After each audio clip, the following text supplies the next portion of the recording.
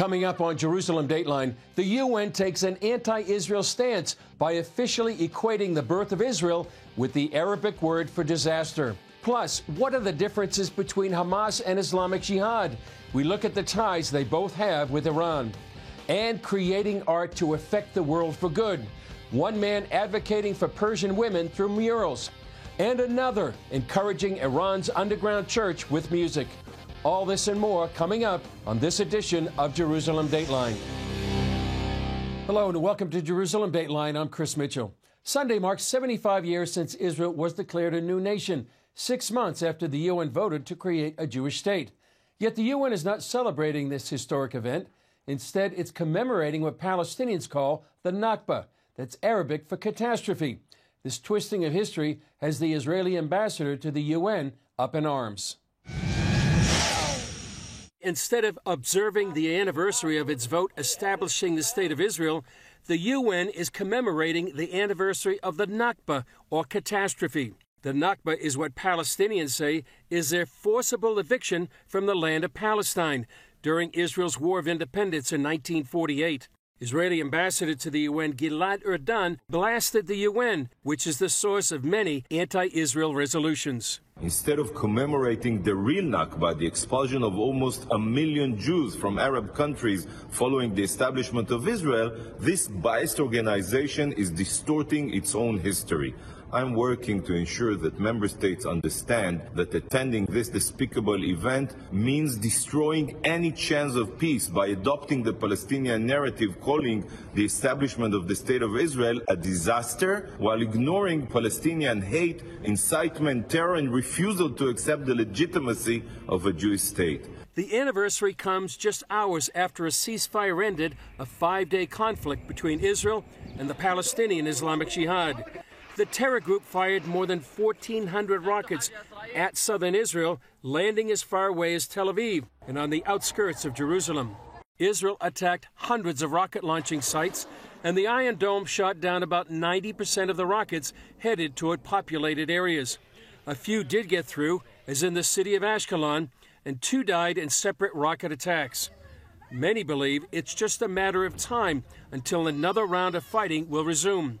And some expect it might come as early as Thursday, when Israelis will celebrate another anniversary, the reunification of the city of Jerusalem in 1967. Known as Jerusalem Day, it's marked by thousands of Israelis marching through the old city of Jerusalem, waving Israeli flags. Hamas has warned it will respond if the path of the march goes through the Muslim quarter. Despite today's controversy at the UN, Israeli commentator Gil Troy says the 75th anniversary marks a miraculous rebirth of the Jewish state after 2,000 years. And if we think about the miracles of Israel, it's not just that Israel has survived despite so many enemies. It's not just that Israel has been a democracy.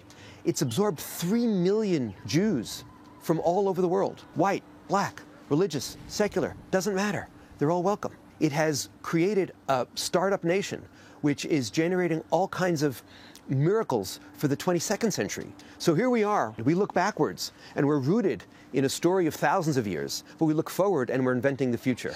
That's a miracle every single day. A ceasefire is holding between Israel and terrorists in the Gaza Strip after more than 1,400 rockets were fired at the Jewish state last week. While the two terror groups operating within Gaza share a common hatred of Israel, Hamas and Islamic Jihad also have very different agendas. CBN Middle East correspondent Julie Stahl takes a look at what's driving these two groups. Hamas formed in 1987 and has held political power over the Gaza Strip since it seized power in a violent coup from Fatah in 2007. Each one of them is having a totally different view about how to run the sacred fight against Israel and how to bring in salvation for the Palestinians. Professor Uzi Rabi of Tel Aviv University sees Hamas having a more political long-term priority, which is why Hamas stayed out of the fighting. He would like to have a foothold in Judea and Samaria, and in due time actually to replace Abu Mazen, the old leader of Fatah movement, and they would like to turn Hamas into the unquestionable leader of Palestine. They are also having kind of an influence in East Jerusalem. Hamas also wants to be seen as protector of the Al-Aqsa Mosque on the Temple Mount. It's already warned Israel about the upcoming Jerusalem Day parade, marking Israel's reunification of the city. In 2021, Hamas fired rockets at Jerusalem during the parade, sparking a conflict. While both Hamas and Islamic Jihad get support from Iran, the latter is much more connected to the regime and focused more on violence than politics. This is, by the way, a very, very extremist organization. They don't have whatsoever agenda in the sense of running people, in the sense of conducting the daily life of a society. They are a very, very extremist group, which was founded in 1981, which means actually more than 40 years ago. They are ultimate proxies of Iran. Rabi says the 1979 Islamic Revolution that brought the Ayatollah and mullahs to power in Iran has had lasting influence on Islamic Jihad. For Iran, this is actually kind of a win-win because they're going to have a proxy next to Israel, sitting side by side to Israel. In a way, I would say act in accordance with what Iran's dictates are. According to Rabi, Israel and some Arab states in the region are concerned about Iran activating its proxies. They are trying actually to just build up sort of a thick belt around Israel, including Judea and Samaria, Gaza, Jerusalem, Lebanon, with the hope of fanning the flame between Israelis and Arabs in Israel proper. Rabi sees Israel trying to drive a wedge between Hamas and Islamic Jihad, and Hamas realizes it could have lost money had it entered the recent battle against Israel. Many work permits for more than 17,000 Palestinians. This is kind of a game changer when it comes to the Gazan economy. Hamas got actually new rights when it comes to the fishery. Hamas gets money from Qatar. This is, for the time being, very, very comfortable for Hamas. He adds that while this strategy works for now on a tactical level, in the long run, Israel will have to deal with Hamas, which is building forces to the north in Lebanon. So one way or the other, we have actually to prepare ourselves for something bigger when it comes to Iran and its proxies. That means the Middle East as a whole has big decisions to make as it heads further into the 21st century. There is an ongoing cooperation between so many Arab states and Israel. This is almost a miracle after the Abraham Accords. On the other hand, there are some challenges coming from these guys in the Middle East. And Iran and its allies are trying actually to install instability in order to make Iran much more hegemonic than it is. Julie Stahl, CBN News, Jerusalem. Turning now to Turkey, where the presidential election is headed for a runoff in 2 weeks. President Recep Erdogan, who has led the nation for more than 20 years, did not get the votes needed to declare an outright victory. With nearly all votes counted, Erdogan has 49.5%, while the runner-up has 45%. The challenger has promised to bring democratic reforms to the nation. Turkey is a strategic country in the NATO alliance, bordering Iran, Iraq, and Syria. And Turkey and Israel also agreed to restore full diplomatic ties last year. Coming up, the State of Israel reborn in a Tel Aviv art gallery. We take you to the room where it happened and meet the woman who helped make history.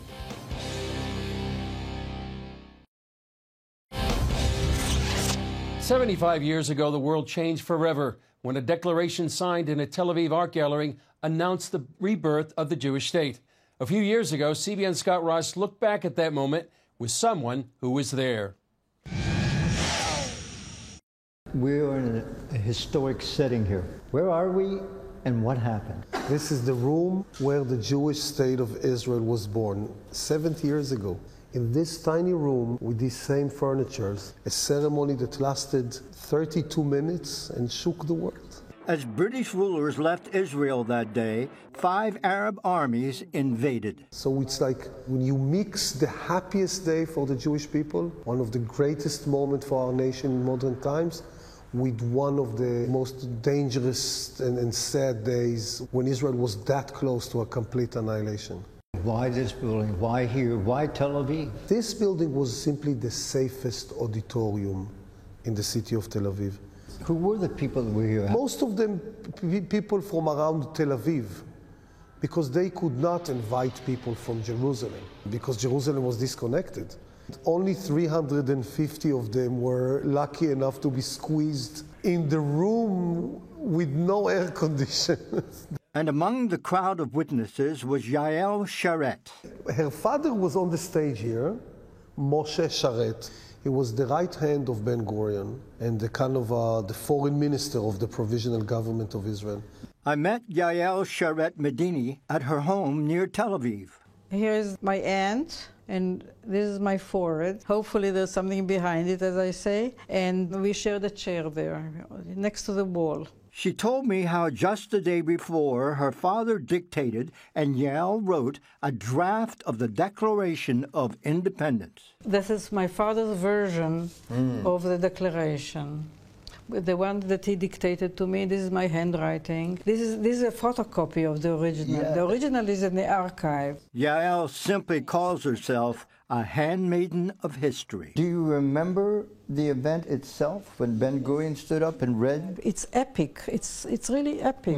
It's poetry, actually. The only time I was really moved, I must say, was when the Rabbi Levine made the old age Jewish blessing, Shechianu v'kiyimanu v'higianu lazman hazeh. That ancient Jewish prayer, recited on momentous occasions, thanks God who has given us life, sustained us, and allowed us to reach this day. I'm not religious, but this blessing has an echo of generations. Did you sing? Hatikva, yes. And then everybody stood up, and it was the anthem, the national anthem. The very next day, which was the Sabbath, President Harry Truman became the first world leader to recognize Israel. The Pentagon and the State Department truly believed that Ben Gurion, the leader of Israel, is leading the world into a new catastrophe. One person, however, thought differently. His name was Harry Truman. He understood something that most of his top advisors and ministers failed to see. This is truly a prophecy being realized. 70 years later, it's clear that Truman was right. We are faster, better, prettier than ever today. The economy of Israel is doing wonderfully well. They call it a startup nation. And now we see Israel standing, and thanks God, together with the Americans, in the spirit of those countries who are leading. Suddenly people understand why we are here. Scott Ross for CBN in Tel Aviv. Up next, standing with the brave women of Iran, how one man is using these murals in Israel to send a message of hope to the Iranian people.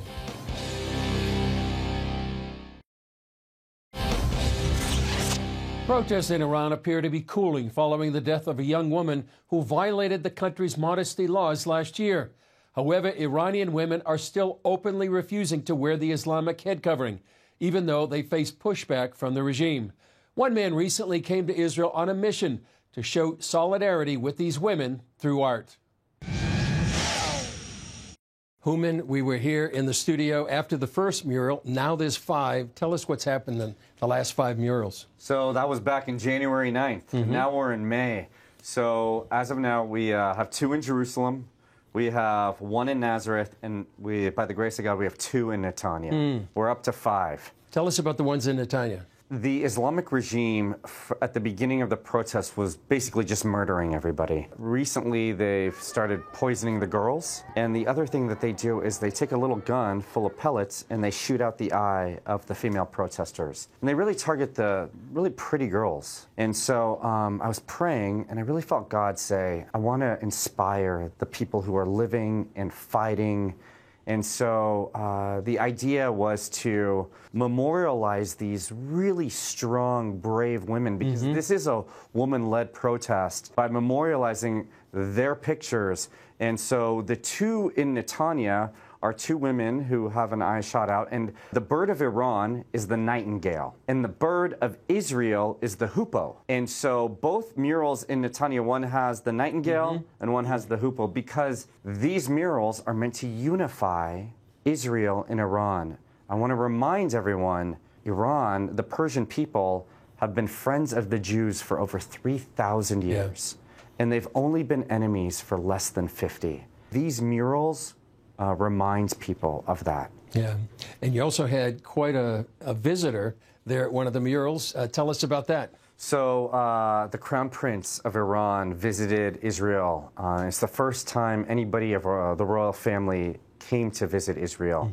When he was here for Holocaust remembrance. Yeah. He went to Yad Vashem, he went to the Western Wall, he went to the Baha'i Gardens, but it would have been an incomplete trip without him going to one of the murals, because the murals are showing the world that the Jews, the people of Israel, are standing with the people of Iran. So he went to Netanya, he stood in front of the mural of a woman named Nilufar. She is a nurse, and she's the one who has the nightingale over her missing eye. So it was a huge moment, and he was reposting it. He was proud to be standing in front of the mural. Tell us about the impact these murals are having and what you're hearing from people inside Iran right now. So in the world, there's about 80 murals, and there's only 4 in the entire Middle East. Actually, 5 now. All 5 are in Israel. There's none in Afghanistan, none in Iraq, none in Syria, Saudi Arabia. The only country in the Middle East standing with the Iranian people is Israel. So it's opening the eyes, it's melting the hearts of the people of Iran. And I feel like it's inspiring them to keep going with this revolution, this woman-led revolution. Now, if you were to ask me which one's my favorite... Okay, I will. Which one's your favorite? I do have a favorite. These are all my babies, but it's the one in Nazareth. And I'll tell you why. I found this artist named Benzi Brofman, and he's the one who did this latest one in Netanya. And I said to him, I go, Benzi, pick any city you want in all of Israel. And he says, I have to pick Nazareth. I love my Arab brothers and sisters. And he's an Israeli Jew. And I said, okay, great. So I went door to door, wall to wall, asking everyone for a wall. There's this parking lot 200 yards away from the Church of the Annunciation, owned by 2 Arab Muslims. I said, please, please, let us paint on this wall. And they said yes, miraculously. So in Nazareth, you have a wall owned by Muslims, painted by a Jew, designed by a Persian Christian. It is so beautiful. Yeah. Well, tell us how people can support you and how can they pray for you and the people of Iran. Okay, so each one of these murals is fairly expensive, and I'm paying for it myself. So if there's anybody out there who wants to participate, to help me, to give me advice, to point me in the right direction, you can find me on social media, Human TV on Instagram. Pray that we get all 18 walls done. Pray that the people of Iran keep fighting. Pray that the Islamic regime is no more in Iran. And pray for a free Iran. And pray for unity between Iran and Israel. Great prayers. Human, great to be with you again. And hopefully we'll continue this as we see your progress goes on. Thank you, Chris. Still ahead, a composer with a love for ancient instruments writes music to encourage Iran's underground church.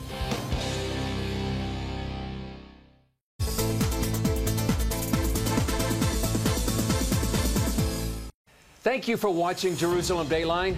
We're committed to providing you with unbiased reporting from the Holy Land. Through weekly broadcasts, podcasts, and online media, our vision is to reach millions around the globe with the true story of what's happening in Israel and the Middle East, all from a biblical and prophetic perspective. This is a big vision and is only made possible by the generous support of people like you.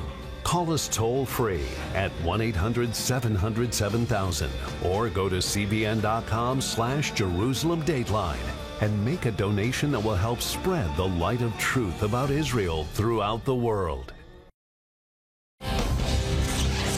Composer and Middle East instrument master Yaron Cherniak is another artist supporting Iran with his work. He shares about writing music for the Iranian church. We blurred some video for safety reasons. Julie Stahl has more.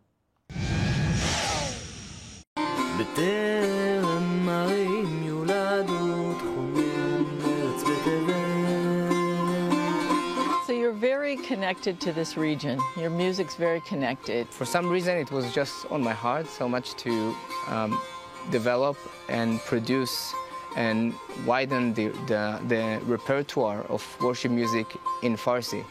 in classical forms. So first of all, what you do is to learn about the culture, about the history, about the background of the culture, background of Iran. What is a Shia Muslim country? What is in terms of culture, of feasts? What they do there? What about their poetry? You have to learn their poetry, their classic forms. And then, of course, as a musician, I started to dig in their music tradition.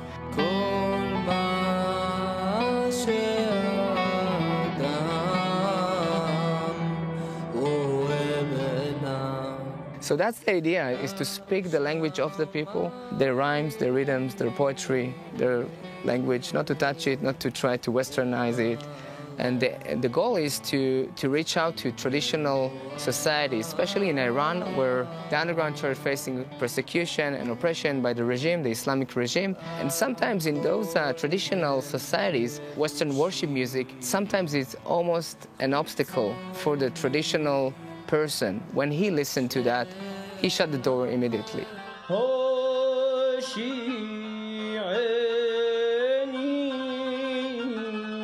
For them, their sound, it represents something, and a traditional sound represents their authenticity, their identity, their history. Their history is connected to something much more ancient than the rock music or jazz music or any other, you name it. Their music is very well rooted in their past. But what I do is to really send them, to use it as a way to communicate with them, to say, I'm not trying to change your culture. Your culture is amazing. I just want to share with you this love to God and to the Son of God, Yeshua, that this is the way for you to find life and light.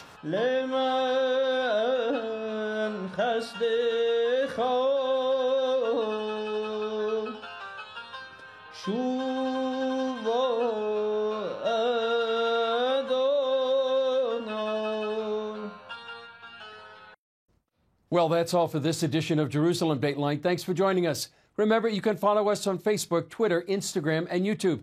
And you can also access CBN content through our CBN apps. And don't forget to sign up for our email blast so you can continue receiving all of our exciting CBN content.